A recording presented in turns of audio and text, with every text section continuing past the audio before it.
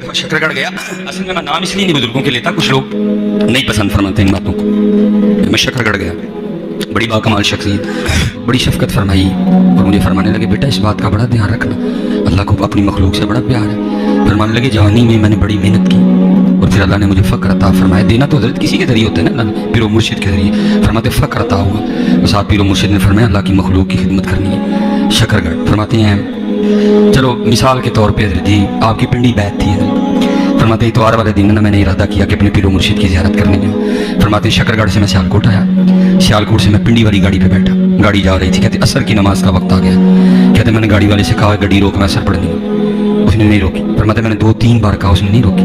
कहते मैं थोड़ा सा ज़रा गुस्से में बोला तो मुझे कहने लगा, हज़रत जी वोटिंग करा लो, जे नमाज पढ़ने वाले बहुते ने तो रोक देंगा, जे थोड़े ने तो नहीं रोका। और फरमाते मैंने उठ के खड़े होकर सारी गाड़ी को मुखातिब किया, मैं किन्ने किन्ने नमाज पढ़नी। कहते सिर्फ 3 बंदों ने मेरे साथ हाथ खड़े किए, टोटल हम 4 हुए, उसने गाड़ी नहीं रोकी। कहने फिर उन्होंने क्या हो रहा है, मैं क्या मैं गाड़ी रोक के दसना। फरमाते फिर जो अता हुआ था मैंने गाड़ी रोक ली, गाड़ी रोक गई। कहने नहीं वो कंडक्टर भी ड्राइवर भी उतर के खड़ा हुआ, गाड़ी में की हुआ है। कहने मैं जनाब वुजू किया, खुशबू नमाज पढ़ी, आगे गड्डी से बैठा, फिर गड्डी स्टार्ट कर दी, गड्डी टुर पई। कहने मैं जिस टाइम पिंडी पहुंचे ना अपने पीर का, कहने ने पीर बाहर ही बैठा ना मस्जिद च, उसे ना रंग। कहने ने मैं जिस टाइम गया हज़रत ने जाने कुट के चंड मेरे मुंह पे मारी, आपने जाते मेरे मुंह पे थप्पड़ दे मारा। वो मुझे फरमाने लगे, तुझे इसलिए दिया था कि अल्लाह की मखलूक को परेशान करे हैं, क्यों गाड़ी रोकी तुमने? मसले के तहत तो तू गाड़ी में भी नमाज पढ़ लेता, बाद में कर लेता क्या है, किसी ने जनाजे पे जाना था, किसी का इंतजार हो रहा था, इसलिए तुझे दिया था, इधर दे वापस। कहने वो दूंगा दे, आज तक वापस नहीं किया आपने कोई। बिस्मिल्लाहिर्रहमानिर्रहीम, अस्सलामु अलैकुम वरहमतुल्लाहि वबरकातुहू। नाजरीन, क्लिप आपने सुना, बाबा जी ने गड्डी रोक दी। पहली बात यह है कि ऐसा मुमकिन नहीं, तुमने अजीब ड्रामा बनाया हुआ है कि कभी पेट्रोल की टैंकी पे दम करते हो, कभी गाड़ियाँ रोकते हो, कभी किसी को हवा में उड़ाते हो, कभी किसी के लिए हामिलीन अर्श को बुला लेते हो। ये अल्लाह का दीन है या मजाक है? हकीकत तो यही है सामीन, जैसे इन लोगों ने दीन के साथ किया हुआ है, दीन को एक खेल तमाशा बनाया हुआ है। जब दिल करता है इधर को मोड़ दिया, जब दिल करता है इधर को मोड़ दिया। ये दीन है मिसबाही साहब, तेरे पापा जी की गाड़ी नहीं है कि जिसको जिस तरह चाहो चला लो, रोक दो जब चाहो चला लो, किसी स्टॉप पे रोको, तुम्हें कोई पूछने वाला नहीं। खुदा का खौफ तुम्हारे अंदर ख़त्म हो गया है और दीन के नाम पर जो तुमने किया हुआ है वो आवाम भी समझ चुकी है और लोग भी देख रहे हैं कि तुम क्या कर रहे हो। अकल पहली बात इस बात को तस्लीम ही नहीं करती कि ऐसा मुमकिन है। एक टेक्निकल दौर में तुम टेक्निकल करामात निकाल रहे हो, शर्म तुम्हें आनी चाहिए, वो तो तुम्हें बिल्कुल आती नहीं।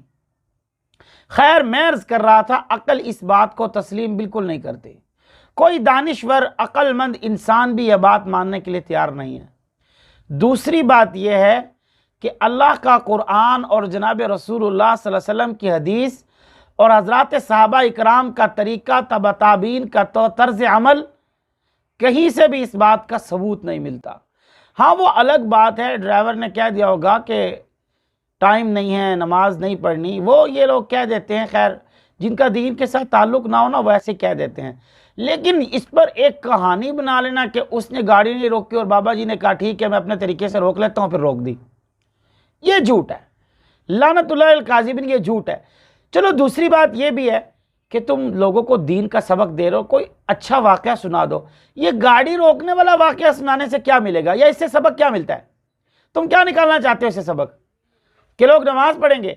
इस तरह अगर झूठ मूठ तुम कहोगे तो लोग तो बिल्कुल भी नमाज नहीं पढ़ेंगे।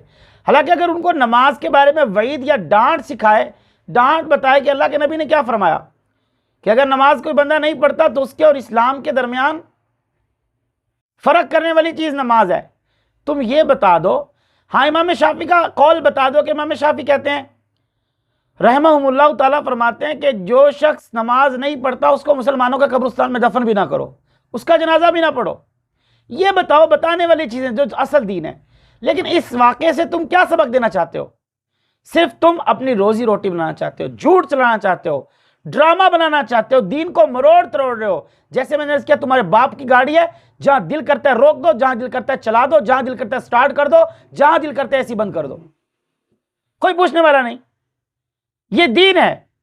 हालांकि क्या फरमाया, या अय्युहल्लज़ीना आमनू उदखुलू फ़िस्सिल्मी काफ़ा, ईमान वालों पूरे के पूरे दीन में दाखिल हो जाओ। और यहां तो दीन को अपनी मर्जी के मुताबिक बनाया जा रहा है, अपनी मर्जी के मुताबिक बनाया जा रहा है, जो कि गलत है। तो खुदारा तौबा करो, समझो इस बात को कि ये दीन नहीं है। और तुम्हारे देखने वाले जाहिल अवाम, वो किसी की बात मानने के लिए तैयार नहीं है। कभी कमेंट्स में कुछ लिखते हैं, कहते हैं कि अतारी साहब ठीक कह रहे हैं, फरूकी साहब आपको समझ में नहीं आएगी। वो ऐसी समझना है तो तू ही समझ जाकर, जरूरत नहीं है मुझे समझने की। तो मेरे दोस्तों, हकीकत यही है कि ये झूठ है और जाहिल अवाम भी इस काम के पीछे पड़ी हुई है। अल्लाह ताला इनकी जहालत को खत्म फरमाए और उनको दीन की सही समझना फरमाए। आखिर दावाना अनिल हम्दुलिल्लाहि रब्बिल आलमीन।